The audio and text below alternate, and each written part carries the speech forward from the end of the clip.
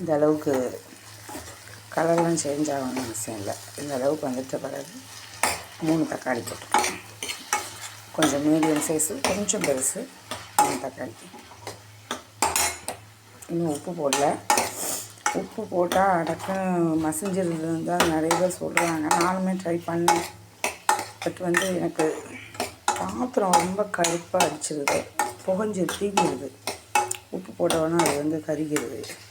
So எனக்கு okay, இதுவே okay மாதிரி இருக்குது. நான் ஒன்றும் போடல, இன்னும் உப்பு போடல. ஓகேவா? இது ஒரு 2 மினிட்ஸ். ரொம்ப ஈஸி தாங்க, சிம்பிளானது தான். பாருங்கள், இதில் என்னென்னா நல்லா மேஷ் ஆகும்போது பிள்ளைகளுக்கு இந்த பீக்கங்காய் தெரியாது. ஸோ அதுகளை அப்படியே இது பண்ணி விட்டுலாம். இப்போ நம்ம 4 பேருக்கும் சொன்னோம் இல்லையா? பாருங்கள், மிளகாத்தூள், தனி மிளகாத்தூள் அவங்க காரத்துக்கு தகுந்த மாதிரி போட்டுக்கோங்க. நான் ஃபுல்லாக ஒரு ஸ்பூன் நிறச்சி போட்டுருக்கேன். இப்போ தனியாத்தூள் போடுறேன். இதுவும் அதே மாதிரி தான், ரொம்ப வேண்டாம். இதுவும் ஒரு 1 ஸ்பூன் போட்டுச்சு நல்லா மிக்ஸ் பண்ணிக்கலாம். இதில் ஒரே ஒன்று ஆட் பண்ணலான்னு சொன்னாங்க இல்லையா? பச்சை மிளகா 1 வாங்கி போடு. ஒரு சின்ன சைஸ் பச்சை மிளகா போட்டால் கூட ரொம்ப டேஸ்டாகும். அவ்வளோதாங்க.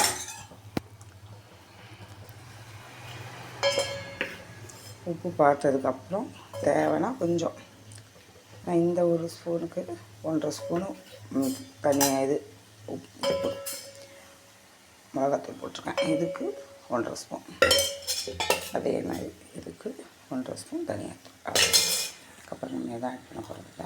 3 ஸ்பூன் தான். என்ன சொன்னேன் இல்லையா? என்னால் ரொம்ப கம்மியாக. நான் தனியாலே மஞ்சள் பொடியெல்லாம் அரைச்சி வச்சிட்டேன். நம்ம விரலி மஞ்சள் தனியாத்தூளில் அரைச்சி வச்சனால ஒன்றும் மஞ்சள் பொடி போடல. ஸ்பூன் என்ன பாருங்கள், இந்த ஸ்பூன். இது ஒரிஜினல் சைஸு, கம்மியாக ரொம்ப சின்னதாக காமிக்கல. இந்த சைஸ்க்கு 3 ஸ்பூன் தான். ஸோ நம்ம நிறைய எண்ணெய் சேர்க்கல.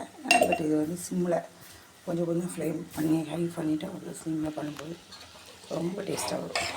இப்போ டோட்டலாக ஒரு 15 மினிட்ஸ் அவங்க எல்லாம் ரெடி பண்ணி வச்சுட்டான். பாருங்கள், அப்படி ஆகிட்டு பாருங்கள். ஆக்சுவலாக பீக்கங்காய் ரொம்ப உடம்புக்கு நல்லது. சுகரை ரொம்ப கட்டுப்படுத்தும்.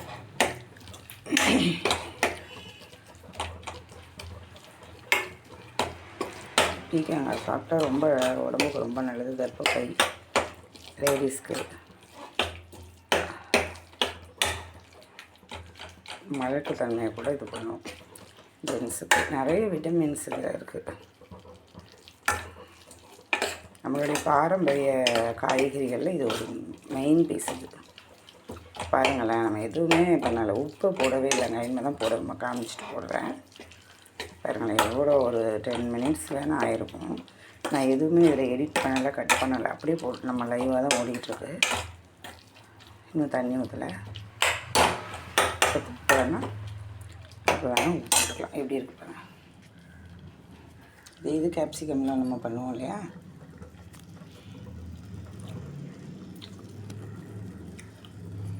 இப்போ உப்பு போடுறேன். அவ்வளோதான். அப்புறம் நம்ம தேவைக்கு போட்டுக்கலாம். இதில் ஒரு 3/4 ஸ்பூன் போட்டுருக்கேன். பார்த்துக்கிட்டே இருங்க. இப்போ வேணால் நம்ம இஷ்டத்துக்கு பொடிங்க கூட்டி வச்சுக்கலாம். நம்ம எல்லாமே பக்குவமாக பண்ணிட்டோம். ஸோ இனிமேல் நம்ம நல்லா கூட்டி வச்சுட்டு பக்கத்துலேயே தான் நிற்கிறோம். பாருங்கள், எவ்வளோ நல்லா இருக்குது பாருங்கள். பார்க்கவே எப்படி அழகாக இருக்குது பாருங்கள். அவங்களுக்கு கொஞ்சம் எல்லா வீடியோஸுமே லாங்காக போடுறேன்னு நினைக்காதீங்க. பட் எனக்கு எடிட் பண்ணவும் முடியல. ஸோ நான் உங்களுக்கு இது பண்ணுறேன், டேரெக்டாகவே போட்டு ஷார்ட் மாதிரி அப்படி அனுப்பிட்டுருக்கேன். ஸோ கொஞ்சம் நீங்கள் மெனக்கெட்டு பாருங்கள். ஓகேவா?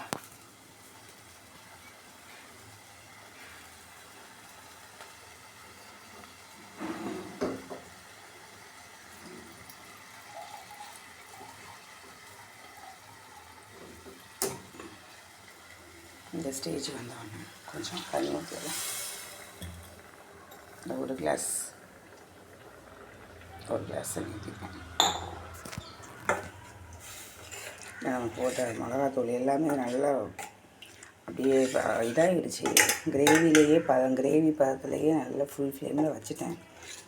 இருந்தால் கூட கொஞ்சம் அந்த ஸ்மெல்லாம் போகணுங்கிறனால உங்களுக்கு ஒரு கிளாஸ் தண்ணி. இது வந்து நம்ம தோசைக்கு தான் இன்றைக்கி நம்ம சாப்பிட போகிறோம். சப்பாத்தினா இன்னும் கொஞ்சம் கட்டி பண்ணிக்கலாம். பட் இன்றைக்கி நம்ம தோசைங்கிறனால கொஞ்சம் நம்ம தண்ணி தேவைப்படும். ஸோ இன்னும் ஒரு அரை கிளாஸ். இந்த டம்ளருக்கு மொத்தம் 1.5 கிளாஸ் தண்ணி ஊற்றிருக்கேன். அவ்வளோதாங்க. கொத்தமல்லி இருந்தால் ஒரு 5 மினிட்ஸ் நல்லா கொதிக்க வச்சிடும். நல்லா ஃபுல் ஸ்பீடில் வச்சுட்டு நல்லா உப்பு போட்டாங்க. நல்லா கொதிக்க தடவைன்னு கொதிச்சுட்டு லாஸ்ட்டாக உங்களுக்கு அதை ஒரு ஃபோட்டோ எடுத்து காமிக்கிறேன். கொத்தமல்லி தழை இருந்துச்சுன்னா துவைக்கோங்க லாஸ்ட்டாக காமிக்கிற ஸ்டேஜில். ஓகேவா? அவ்வளோதான். இது உங்களுக்கு இப்போ பார்க்க எப்படி இருக்கும் நான் உங்களுக்கு முடித்த பிறகு உங்களுக்கு காமிக்கிறேன். இப்போ உப்புலாம் காரங்கள்லாம் பார்த்துக்கலாம்.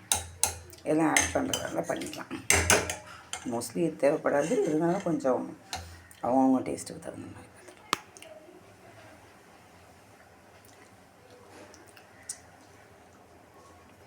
பர்ஃபெக்டாக இருக்குது. காரம் தான் கொஞ்சம் தூக்கல். பட் நம்ம வீட்டில் கொஞ்சம் காரம் சாப்பிடுவாங்க. ஸோ இப்போ மூடி போட்டுடலாம். கொதிக்க ஆரம்பிச்சிருச்சு. ஒரு 5 நிமிஷம் நல்லா கொதிக்க